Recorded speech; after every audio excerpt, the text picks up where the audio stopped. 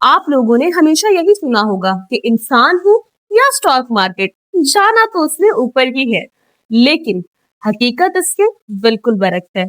चाहे इंसान हो या स्टॉक मार्केट, जितना मर्जी ऊपर चला जाए, लेकिन आखिर वापस तो उसे नीचे ही आना है। जी हाँ, don't forget your risk and reward ratio before you invest.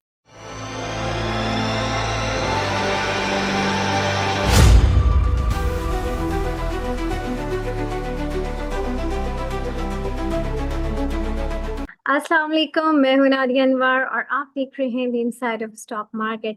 नाज़रीन, आज हमारे साथ जो गेस्ट मौजूद हैं, जी हाँ, हमारे साथ मौजूद हैं रज़ा रिजवी साहब, जो कि आईजीआई सिक्योरिटीज़ में सीईओ हैं, और आज हम उनके साथ बात करेंगे मार्केट के हवाले से और आप लोगों के सवालात भी लेंगे।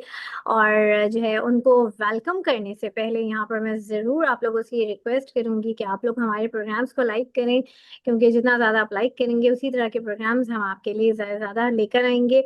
और इसी के साथ ही साथ जो है आप हमारे चैनल को सब्सक्राइब भी करें और साथ में बेल आइकन को भी हिट करें, ताकि कोई भी इंफॉर्मेटिव सेशन वो आप मिस ना कर जाएं।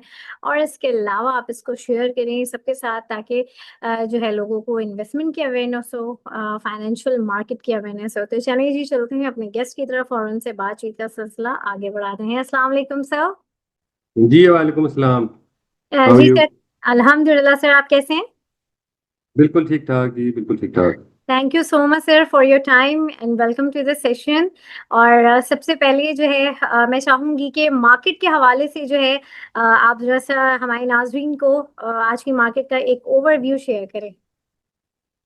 जी, आज मार्केट ने बोथ वेज परफॉर्म किया। हम पिछले 2 दिन से देख रहे हैं, कल भी और आज भी, because it was a roll over week. So first half में हमें काफी तेजी नजर आती है, और उसके बाद मार्केट ने डिप लिया कल भी, और सेम हमें ट्रेंड आज भी नजर आया।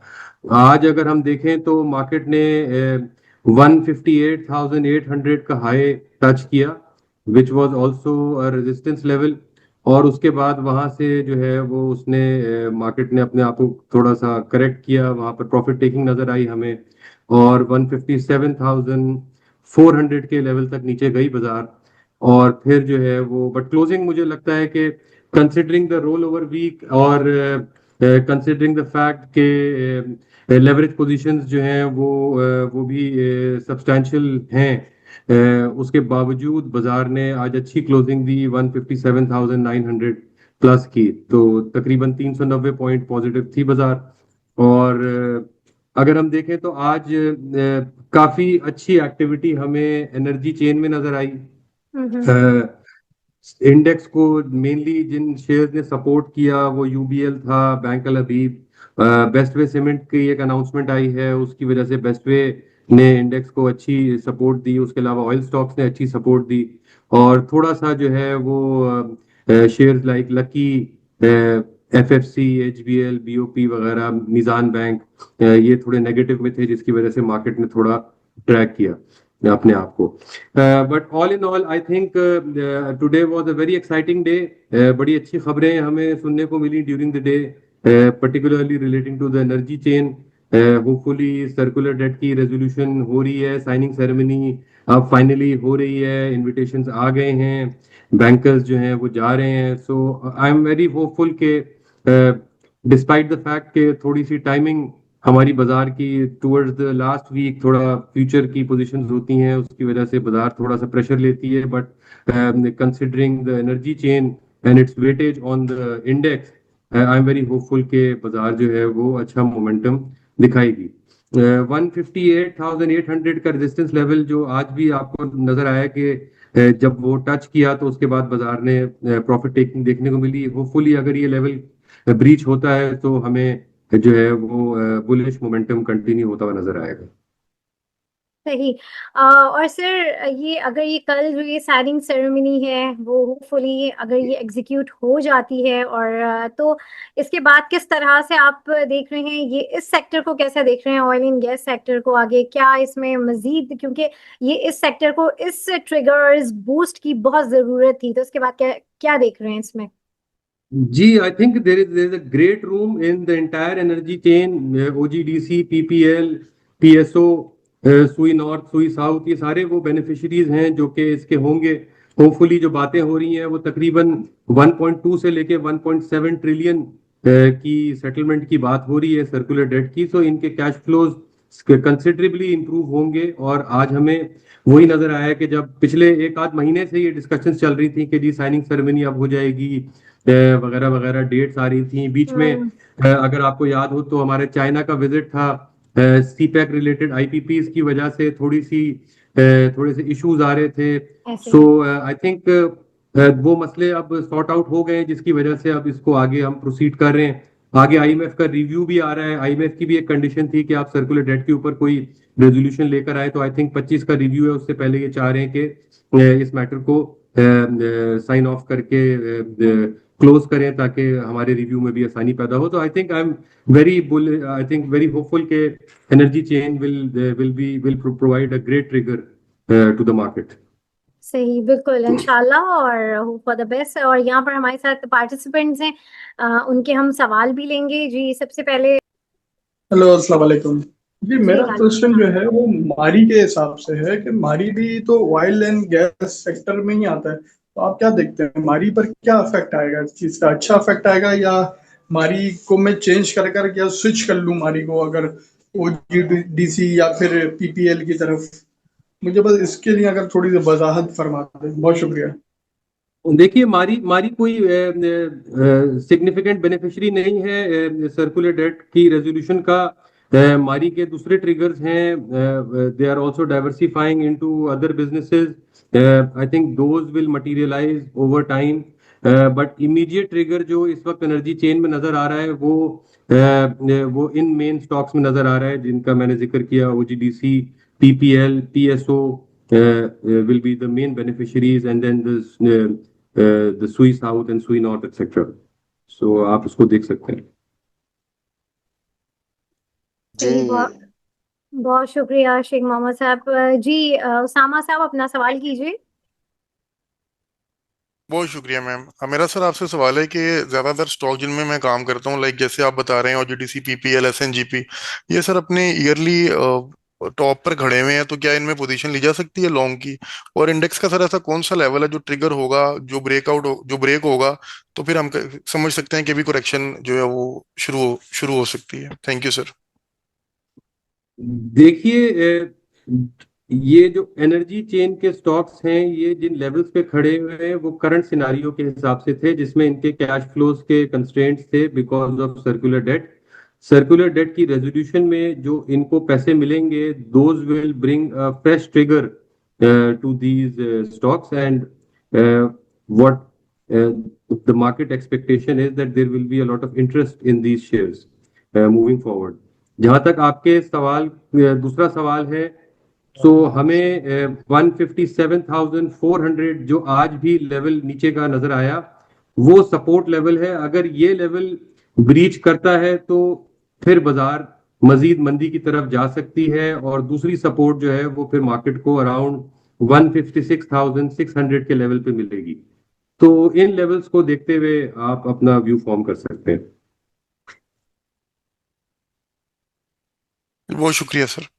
बहुत शुक्रिया। जी आफ्ताब साहब अपना सवाल कीजिए। अस्सलाम वालेकुम सर। वालेकुम जी। सर रिफाइनरीज को कैसा देखते हैं, स्पेशली पीआरएल? और दूसरा ये कि सर्कुलर डेट का हैपको पे भी कोई इफेक्ट होगा?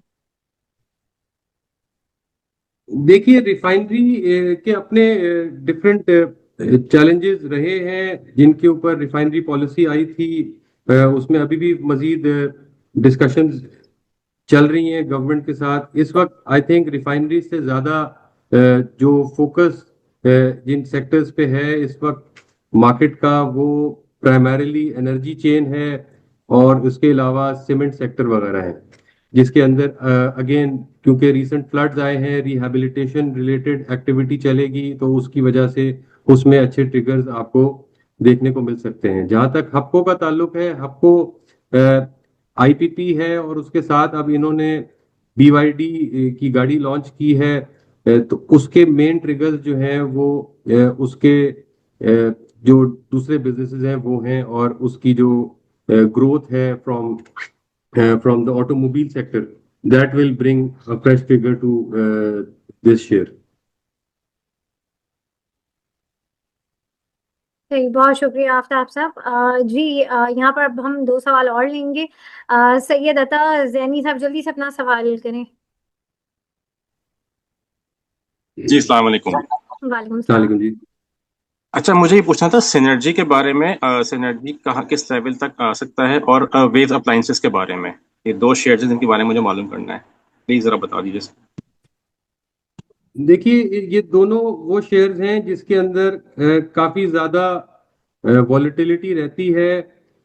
फंडामेंटली अगर हम बात करें कंज्यूमर ड्यूरेबल्स की, सो जिस तरीके से ओवरऑल डिमांड पिकअप कर रही है, so these companies can show good performance in terms of growth in their revenues, but I don't follow or track these shares or do analysis on these shares directly. So I think again मैं ये advice करूंगा कि आप किसी ऐसे analyst से consult करें जो इनको एक्टिवली फॉलो करता है। सही। जी, सिनर्जी बहुत में कुछ खबरें आई थी रिगार्डिंग इंपोर्ट्स। अभी रिसेंटली कुछ कंसाइनमेंट्स जो हम देख रहे हैं, जब यूएस के साथ कुछ हमारी डिस्कशंस हुई थी, तो उसमें कुछ इंपोर्ट्स जो हैं वो सिनर्जी के थ्रू आएंगी। That is one news that was there in the market, but beyond that obviously you'll have to consult somebody who's following synergy and actively covering it. सही। जी, तारिक अजीज साहब अपना सवाल कर लीजिए। जी, अस्सलाम वालेकुम सर और मैडम, कैसे हैं आप? ठीक हैं? वालेकुम सलाम। जी, अल्हम्दुलिल्लाह। कि आज फेरोज सन्स लेबोरेटरीज का रिजल्ट आया है, इसके रिजल्ट के हवाले से आप अपना हमें पॉइंट ऑफ व्यू दीजिए।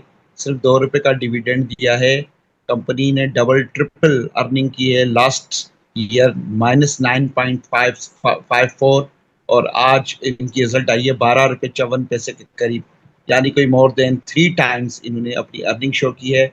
इस कंपनी का आउटलुक भी बता दें और डिविडेंड इतना कम देने का सबब भी बता दीजिए। देखिए, ओवरऑल अगर हम देखें तो मेजॉरिटी कंपनीज की अर्निंग्स ग्रोथ काफी पॉजिटिव है। ओवरऑल अगर आप देखें तो एनर्जी अर्निंग्स जो है वो अच्छी आ रही हैं सारी कंपनीज की, इसकी भी अच्छे रिजल्ट्स आए हैं। ओवरऑल फार्मास्यूटिकल सेक्टर को अगर आप देखें तो उसमें भी ओवरऑल हम अच्छी परफॉर्मेंस देख रहे हैं। So I think this is a good share to look at. जहां तक डिविडेंड का ताल्लुक है, सो जब ये एनालिस्ट ब्रीफिंग करेंगे तो उसमें जो है वो ज्यादा क्लैरिटी आ जाएगी सामने, जब इनकी मैनेजमेंट से बातचीत होगी कि what are their future plans in terms of reinvesting their profitability, because that would be one reason because of which they have cut down on the dividend. ठीक है सर, थैंक यू। बहुत शुक्रिया। अच्छा sir, अभी जैसे कि आपने कहा कि आईएमएफ का वक्त अभी आने वाला है, तो इसमें अभी जो करंट सिनेरियो था, एक तो फ्लड के एक सिनेरियो से जो है हम गुजरे हैं, तो इन सारी सूरत हाल को देखते हुए क्या लग रहा है कि इस वक्त आईएमएफ क्या फर्दर डिसीजन लेगा, और साथ ही साथ जो एफबीआर के जो रेवेन्यू टारगेट्स हैं वो भी मीट नहीं हुए हैं, तो इन सारी चीज़ों को देखते हुए और क्या लग रहा है कि आईएमएफ के साथ कैसी रहेगी मीटिंग, क्या चीज़ें सेटल डाउन हो सकेंगी? देखिए, जहां तक एफबीआर के रेवेन्यू टारगेट्स का ताल्लुक है, अराउंड 100 बिलियन का शॉर्टफॉल आया है इस क्वार्टर में। आईएमएफ के लिए ये एक डिस्कशन पॉइंट होगा। They will insist on the government cutting down on the expenditure side, but obviously floods की वजह से काफी सारी चीजें हैं जिनको के रिविजिट करना होगा। आई थिंक फ्लड्स के लॉसेस अभी तक क्वांटिफाई नहीं हुए हैं। अगर हम 2022 की बात करें तो अराउंड $15 अरब के लॉसेस रिपोर्ट हुए थे, और अभी जाहिर है ये नंबर्स अब सामने आएंगे तो पता चलेगा कि एग्जैक्ट लॉस का तखमीना क्या है। इनिशियल एस्टिमेट्स ये हैं कि overall losses might be lesser than what we saw in 2022, लेकिन इसकी वजह से जो जीडीपी फोरकास्ट है वो मेरे ख्याल से डाउनवर्ड रिवाइज होगी। जो 3.5% की जीडीपी की फोरकास्ट पहले एस्टिमेट की जा रही थी फॉर 2026, तो वो थोड़ी सी रिविजिट होगी। और उसकी वजह से आईएमएफ जो है वो हो सकता है कि कुछ मजीद कंडीशंस हम पे इम्पोज करे। मिनी बजट की बीच में बातें हो रही थी, बट गवर्नमेंट ने क्लैरिफाई किया कि ऐसा कोई मिनी बजट नहीं आ रहा जिसके अंदर कोई मजीद टैक्सेस लगाए जा रहे हों। But obviously once the IMF team is here then we will be able to better get an insight के किस तरीके से इसको आगे लेकर जाया जाएगा। बट जो उनका एक मेन कंसर्न था वो दो चीजें थी। एक जो है वो सर्कुलर डेट था जिसके ऊपर के अब रेजोल्यूशन होपफुली हो जाएगी। दूसरा उनका एक मेन कंसर्न ये था कि जो हमारी लोन की पेमेंट्स हैं वो सिक्योर हो जाए। तो अगर आप अभी देखें तो गवर्नमेंट ने पैंडा बॉन्ड्स के इशुएंस की भी बातचीत चल रही है, जिसमें इंटरनेशनल मार्केट में जाके ये पैंडा बॉन्ड्स को फ्लोट कर रहे हैं। पहले हमें प्रॉब्लम ये आ रही थी कि हमारी क्रेडिट रेटिंग जो है वो नीचे थी, वो आपने देखा कि रिविजिट हुई, रिवाइज हुई अपवर्ड, तो और आउटलुक भी पॉजिटिव हुआ है। तो उसकी बेसिस पे आई थिंक आईएमएफ का जो मेन कंसर्न ये है कि जो FY26 में जो 26 अरब डॉलर की पेमेंट्स हैं जो हमने करनी है, उसमें से तकरीबन 16 से 18 अरब के करीब तो रोल ओवर्स हो जाएंगे और बाकी के लिए फर्म कमिटमेंट्स होनी चाहिए कि ये पेमेंट्स हम कर पाएंगे। तो इन एरियाज पे तो I think we will be able to satisfy IMF on our way forward. But जो एफबीआर का शॉर्टफॉल है उसके ऊपर देखते हैं कि क्या मजीद चीजें देखने को मिलती हैं। सही, बिल्कुल। और जैसे आगे मैं चाहूंगी कि थोड़ा सा मार्केट के व्यू के हवाले से जो है आप थोड़ा सा शेयर करें कि कैसी लग रही है अभी मार्केट, क्योंकि अभी तो रोल ओवर वीक है, इसमें क्या आपको मार्केट का मोमेंटम लग रहा है, थोड़ा सा इसके हवाले से शेयर करें। और कौन सा सेक्टर आप देख रहे हैं कि जिनमें जो है इस वक्त इन्वेस्टर्स के लिए जो है इस वक्त एंट्री लेना पॉजिटिव है। देखिए, रोल ओवर वीक में यूजुअली प्रेशर आता है, बट क्योंकि पॉजिटिव न्यूज आ गई है that has a great weightage on the index, तो आई थिंक अगर कल ये साइनिंग सेरेमनी हो जाती है तो मुझे कोई बहुत बड़ा प्रेशर नजर नहीं आ रहा। बट हैविंग सेड दैट, मुझे लग रहा है कि काफी प्रॉफिट टेकिंग आपको इन लेवल्स पे देखने को मिलेगी, क्योंकि 158,800 900 का लेवल जैसी अचीव होता है तो वहां पर प्रॉफिट टेकिंग देखने को मिलती है। अगर मार्केट यहाँ से करेक्ट करती है तो I think there will be a good opportunity to for the investors to enter into the market. जो सेक्टर्स अच्छे लग रहे हैं उसमें एनर्जी चेन है नंबर 1 पे इस वक्त, और उसके अलावा I think cement sector can give a good upside to the investors.